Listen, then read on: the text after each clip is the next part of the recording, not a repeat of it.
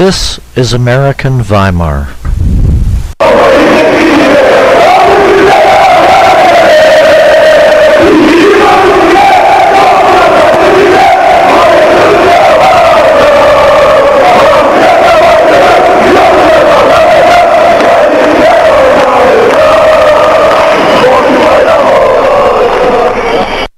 After World War II, the nation's tax bill was roughly split between corporations and individuals. But after years of changes in the federal tax code and the international economy, the corporate share of taxes has declined to a fourth the amount individuals pay, according to the U.S. Office of Management and Budget. The $150 billion for corporate subsidies and tax benefits eclipses the annual budget deficit of $130 billion. It's more than the $145 billion paid out annually for core programs of the social welfare state: aid to families with dependent children, AFDC, student aid, housing, food and nutrition, and all direct public assistance, excluding Social Security and medical care. Profit and marketing-driven capitalism contributes causally and materially to social pathologies of alcohol and drug addiction, sex trafficking, and family dysfunction, deforming both work and productivity in the process, undermining the middle class. Profit and marketing-driven capitalism has no motive and no motivation to build distribution lines to impoverished third world countries. The federal government does not create private sector jobs. The private sector does. Well, it's supposed to. But the private sector's been falling flat on its ass for the last 30 years. It just came to a head recently in the recession of 2008 and 2009. All this malarkey about privatization is just code for the real corporate agenda, to add the U.S. Treasury to the bottom line of private sector industry, primarily multinational corporations. This is the underlying reason why there are no jobs. Republican and Democrat conservatives, whether of the fiscal or social cultural variety, and the entire collection of atavistic teapottiers are just too stupid to get it. They'd rather fight a fantasy war against President Obama as some sort of symbolic incarnation of King George III than face reality. When Waco, Texas Tea Party co-founder Toby Walker says they only want to deal with constitutionally limited government, free markets, and fiscal responsibility, she is only demonstrating woeful ignorance of the economic and political realities of 20th and 21st century globalization. But she's hardly the worst offender in this mass of troglodytes. Tupelo, Mississippi's Brian Fisher of the American Family Association is a so-called social and cultural conservative. Well, the American Family Association, part of why we got involved in this is we believe the country needs not only to be called back to constitutional government, not only back to fiscal responsibility, but also to the same cultural and social values that were embraced by the founders. And what were those? The first of the inalienable rights that was granted to us by the Creator is the right to life. So we believe sanctity of life has got to be central to any genuinely conservative movement, belief in a Creator, and to defending natural marriage and resisting the homosexual agenda. We have leaders in the Tea Party movement that start rejecting those views. That's the thing that would concern us, because then you no longer have a holistic conservative view. And if you don't agree with those social and cultural values? A lot of people in the Tea Party movement do not realize that the leadership of the Tea Party movement is at a fundamentally different place than they are when it comes to social issues. And that's why I think the Tea Party movement is no longer, they're not going to be able to claim the mantle of the Founding Fathers unless they affirm that morality and religion are indispensable supports of political prosperity. I think if the Tea Party movement ever sends a signal that the gay agenda is okay with them, that same-sex marriage is okay with them, that abortion is okay with them, the energy is going to bleed out of the movement, because that's not where the rank and file are that make up the Tea Party movement at the grassroots level. Gonna bleed out of the movement. That's an interesting choice of words. Words that Pastor Terry Jones of Florida, who wants to burn the Koran, or convicted murderer of abortion doctor George Tiller, Scott Roeder, are wholeheartedly in agreement with. Whatever gave these people the idea that intolerance, xenophobia, bigotry, and ignorance constitute political virtues. Their commitment to family values is as phony and superficial as their Christian profession. They care more about unborn fetuses than they do living children. Ever wonder why? Could it be because of a guilty conscience about black-white race relations and America's history of chattel slavery? I mean, think about it. Both chattel slaves, historically, up until their emancipation following the Civil War, and unborn fetuses have a lot of properties in common. They're powerless, they were considered non-persons, they have no rights under the law, and they're voiceless, politically speaking. This is like classic projection. Whatever's too painful to deal with is psychologically displaced, projected onto a more palatable object. And I'm from Milwaukee, Wisconsin, and we came here because there's been so much talk about change, bringing change to our country. And yet there's one people group in our country that's being forgotten, and that's the preborn child.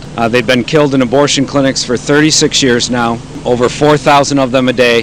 They are the most oppressed people group in our nation. And yes, it is about race with America's conservatives. Jimmy Carter was absolutely right. Speaking of the mantle of the founders, a la Brian Fisher, George Washington was one of the founders. Here he is addressing, as president in March 1790, addressing the Committee of Roman Catholics, quote, "As mankind become more liberal, they will be more apt to allow that all those who conduct themselves as worthy members of the community are equally entitled to the protection of civil government. I ever hope to see America among the foremost nations in examples of justice and liberality." And in May the same year, President Washington, to Hebrew congregations, "I rejoice that a spirit of liberality and philanthropy is much more prevalent than it formerly was among the enlightened nations of the earth." On October 11th, David Cornwell, better known as master spy novelist John le Carre, granted an exclusive interview to Amy Goodman at Democracy Now! Cornwell, a vigorous octogenarian in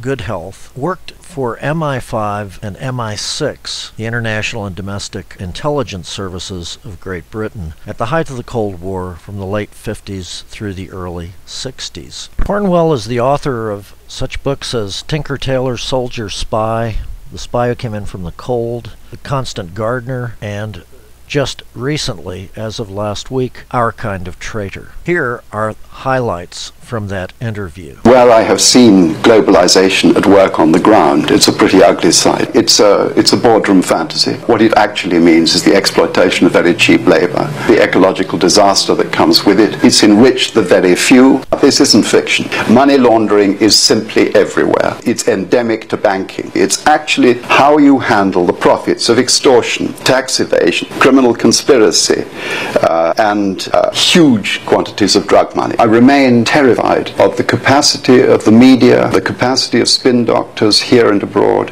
particularly the United States media, to perpetuate lies. Mussolini, I think, defined fascism as the moment when you couldn't put a cigarette paper between political and corporate power. I worry terribly that the absence of serious critical argument is going to produce a new kind of fanaticism. The things that are done in the name of the shareholder are, to me, as terrifying as the things that are done, dare I say it, in the name of God. In the original 2003 edition of Gangs of America, Ted Nace offered a concluding chapter in which he described the structure of the modern corporation in language reminiscent of description of the creature in Alien. You still don't understand what you're dealing with, do you? Perfect organism.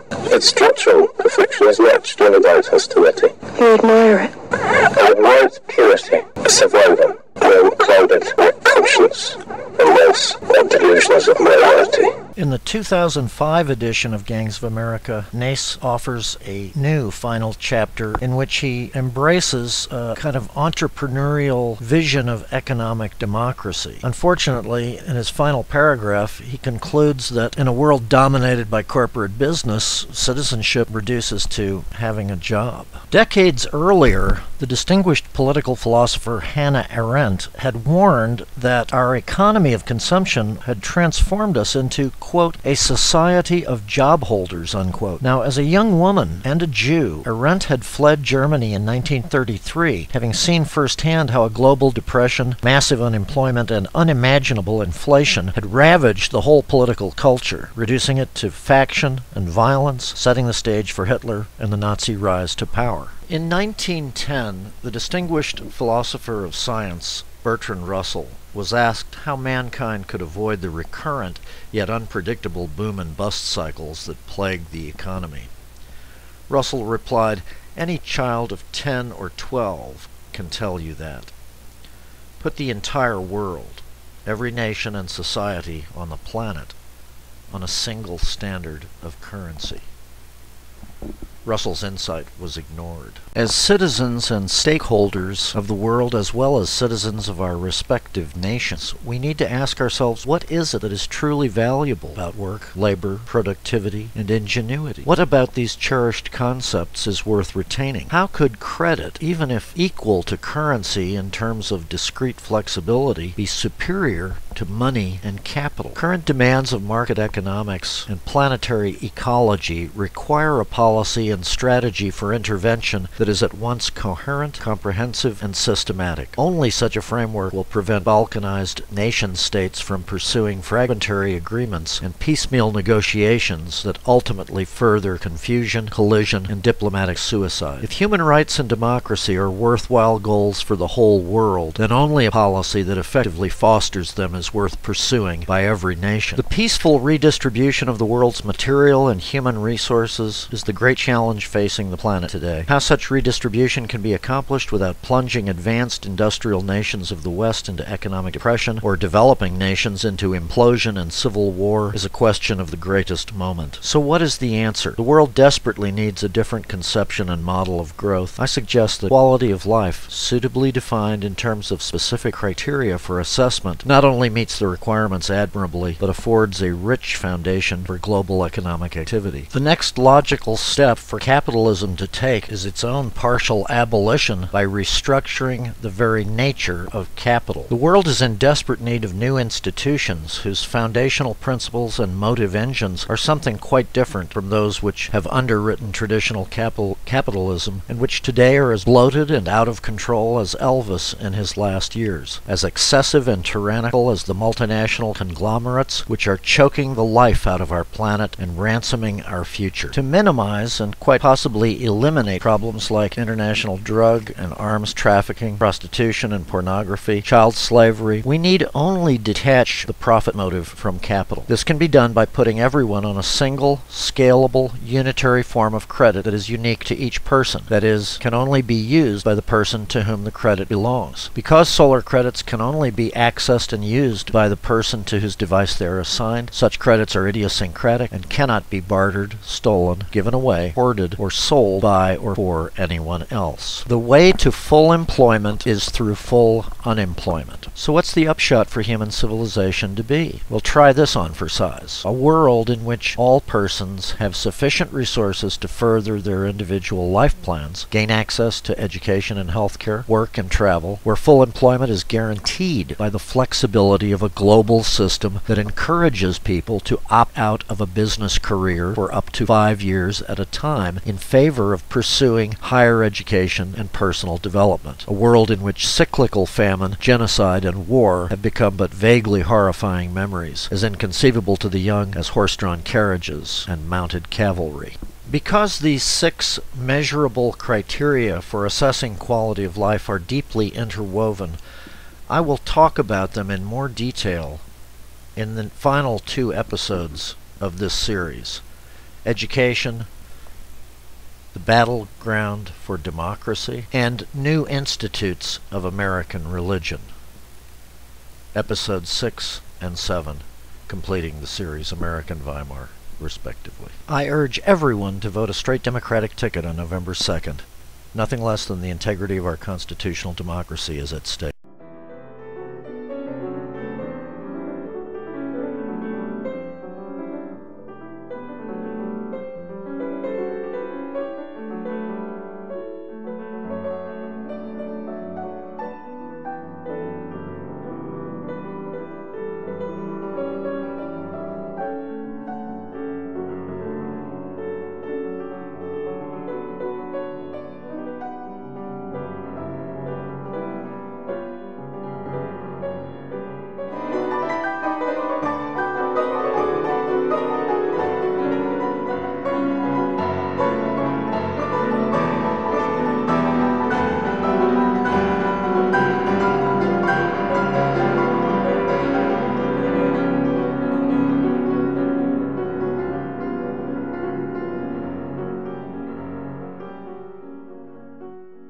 This is American Weimar.